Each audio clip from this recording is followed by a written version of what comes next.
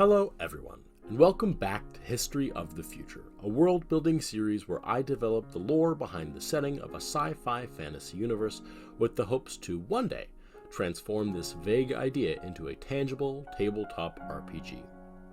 The world of History of the Future takes place 1,000 years after the present day, in a time when humanity has spread out into the stars, and find themselves on planets that they share with all sorts of alien life. One of which is the famous Earth-like planet Teratau. If you're all caught up, you'll know that this is the third and final video I will be doing on the subject of alien life that can be found on the planet Teratau, and that I am using the rules of speculative biology and evolution to develop a unique set of aliens for each of the naturally inhabited worlds in this series. If you haven't yet, there's a playlist for the rest of the series, including the 2 precursor videos to this one, where you can listen to every episode of my development so far, and where I'll explain the ideas behind my thought process in developing these aliens. Last time we left off with the land-dwelling creatures on the planet Teratau, and so this time we will be diving, pun fully intended, into the oceans of the planet. Starting out with one of the first aliens I made for the planet after deciding that the first video wasn't quite enough, we have a creature that fills in the same niche that penguins do on Earth. I developed this alien as a reference to a few different inspirations, the main of which was the penguin of Subnautica, as you can probably tell by the visual similarities in their designs. The other reference I made is in the name, which comes from the extinct animal known as the Great Auk, which was a flightless bird that lived around the North Pole on Earth and filled in the same niche as penguins do at the South Pole, so I thought that this name was a good fit.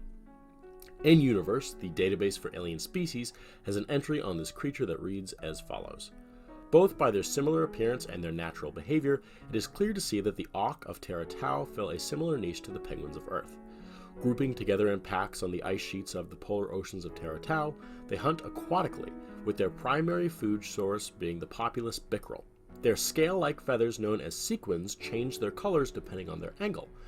When they are wet, they lay flat and appear black and white, whereas when they dry off, they stand straight and appear a dull spotted white and brown to blend in with the rocks and snow that their colonies most often call home. While clumsy and slow on land, they are lightning fast in the water and remain safe from predation, most often by outswimming them, when possible. One of those partially aquatic predators would be the next subject of this video, that being the Hump-Backed Icebreaker. The Hump-Backed Icebreaker are named as such due to the sturdy horn that grows out of the front of their face, specially developed with fluid cavities that both strengthen the horn itself and also shield the skull from harm during use. They use their horn by slamming it into the glaciers and ice sheets of the polar oceans where they live, to break them open. This behavior has developed seemingly to give them better access to their surroundings. They can be found in large packs, hundreds or more, that rest on the shores of the polar regions of the planet. They are known to be standoffish when approached, and although they are not outwardly aggressive by nature, they are easily made aggravated, so caution is recommended. They feed on everything from seagrass analogs to Arctic Juubo, and even for the fastest individuals, the occasional auk. One of the most prolific aquatic fauna on Teratau, the Juubo are notable as they are adapted to dwell in both fresh and salt water, depending on both their subspecies and the time of the year. Most Juubo species will breed in freshwater rivers and lakes where it is safer than the open ocean. However, there are species that spend their entire lives in freshwater, like the freshwater Juubo, the spotted Juubo, and the blue-headed Juubo, as well as several that are purely ocean-based, like the coral hopper Juubo and the Guinea Juubo. The 2 most commonly hunted types of Juubo are the Arctic and tropical varieties. They feed on both plant life and small aquatic fauna like the riverbed keever and the saltwater Biqral. Their bony heads are the only defense mechanism against predation, and these heads, which are most often a dull red, will turn a vibrant shade of color during their spawning season. The next subject is a rather bizarre-looking creature as it fits behind very few visual characteristics that animals do on Earth. Behaviorally, it is similar to the barracuda of Earth, but has a body plan partially resembling some Earth crustaceans and a lineage similar to cetaceans and aquatic mammals on Earth. Visually, I wanted to make a weird hybrid of a seal and a praying mantis, using the front set of the 6 limbs as sort of a secondary part to its jaw. In universe, the Mantis Cetati is descended from the land-dwelling mammalian organisms on its home planet Teratau, a medium-sized ocean predator. It hunts Juubo and kissfish in the temperate waters of its home planet, and uses its frontward-facing manipulator appendages like mandibles to hold down their prey. A close rival to the strike shark in the places where their territory overlaps, they have similar striking behaviors, although the Mantis Cetati is smarter than the strike shark. Although they are not a common food source for the fishermen of Teratau, as their meat is said to have a rotting, wet dog-like taste, they still make for a popular and encouraged game fauna and fishermen from the planet, as they are invasive to the tropics of the world, and will often outcompete other predators without outside intervention. The next alien was similarly inspired by the idea of mismatching common traits found on Earth animals into a similar alien setting. Most similar in behavior to the basking sharks of Earth, the giant basketfish would almost resemble a massive manta ray. I developed this creature with the sea dragon Yorman serpent from the first part in mind, as something that massive would have to hunt an equally large-sized prey species, and therefore the oceans of Teratau were seemingly in need of a benign deep-sea giant. Its known biological descriptions in universe are along these lines. The giant basketfish of Teratau are an aquatic megafauna that inhabits every corner of the open oceans of the planet.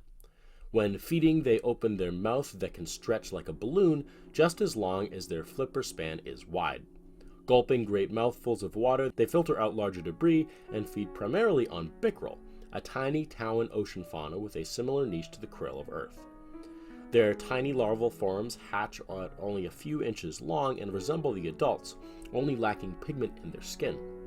Though usually growing to sizes between 40 and 45 feet, particularly old and well-nourished females are known to exceed that number, the largest of which was found reaching just shy of 72 feet. Alongside the smaller strike shark, who generally leave basketfish alone, they are the top food source for the Yorman serpent sea dragon. The final organism developed for the planet I created for a similar reason to the last one, as I needed a small populous creature to act as the base of the food chain, was the previously mentioned Biqral. Holding a similar niche to the krill of Earth, they'd be a sort of visual hybrid between a shrimp and a squid.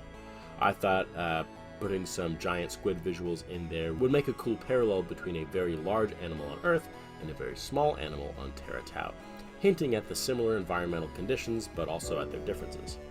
In drawing it, I tried to emulate how it looks when you shine a flashlight behind your hand and you can partially see through your hand with the sort of red halo thing that happens.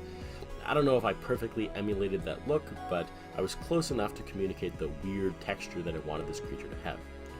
The databank reads, "The Biqral are one of the tiniest ocean-dwelling fauna found on the planet Teratau, and form the sturdy base of the food chain for nearly every single ocean-dwelling creature on the planet. Spawning and schooling in massive clouds of 1 million or more, they use their tendril-like sectopods to propel themselves backward in the water. They also use their forward-facing tendrils as manipulator appendages for capturing specks of plant debris that drift by on the current.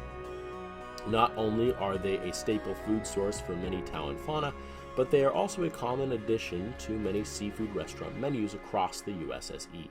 Steamed Biqral is commonly said to have a taste and texture partway between that of calamari and king crab legs."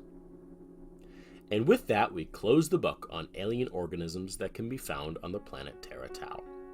I feel like I incorporated a good mix of familiar and unfamiliar biological ideas into the ecosystem of this particular planet, and as such, I'm pretty happy with the 21-ish aliens that I've made for the world.